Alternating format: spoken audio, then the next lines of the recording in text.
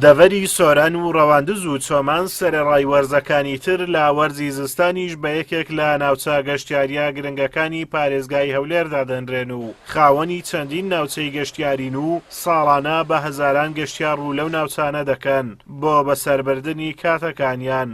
لەگەڵ هاتنی وەرزی سەرما و سۆڵا وەک خاوەن ناوچە گەشتیاریەکان ئاماژەی پێدەدەن ڕێژەی هاتنی گەشتیار زۆر کەمی کردووە و حکوومەتیش بە کەم تەرخەم دەزانن لە گرنگجینەدانی پێویستیان بە کەرتی گەشتیاری. ڕاستیت ئەوێت بواری گەشتیاری لە کوردستان تەنها ئیپۆینتێکی کە هەیە ئەوەیە کە سروشتێکی جوانن هەیە. ئیتر لە بواری گەشتیاری بێخاوەنتر لە کوردستان هیچ بوارێک نییە. ئەو سروشتە جوانە گەشتیار ئەگەر بەخۆی بێت هەندێک شوێن بگەڕێت و بگەڕێتەوە و ئیتر شتێکی ترکە خەڵکێک حکوومەتێک دەستگایەک لی بەرپرس بێت لی خۆی بەخاوەن بێت نییە.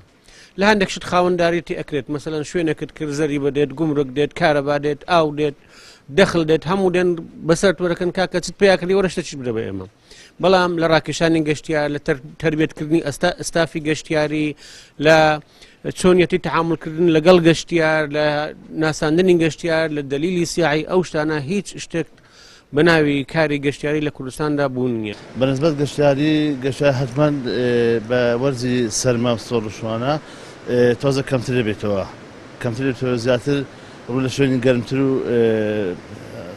داخراوتر بابرین دەکەن بە حکمی کراوەیە گەشتار ئێستانەکە کم ڕووی تێدەکەن.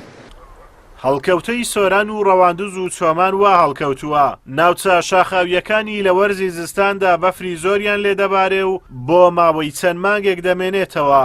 بۆیە بەڕێوەبەری گەشت و گوزاری سۆران ئاماژە بەوە دەکات ئامادەکاری دەکەن لە کاتی بەفربارین گەورەترین فیستیڤاڵی بەفر لە سەرچیای کۆڕەک ئەنجام بدەن و سەرنجی زیاتری گەشتیاران بۆ ناوچەکە ڕابچێشن.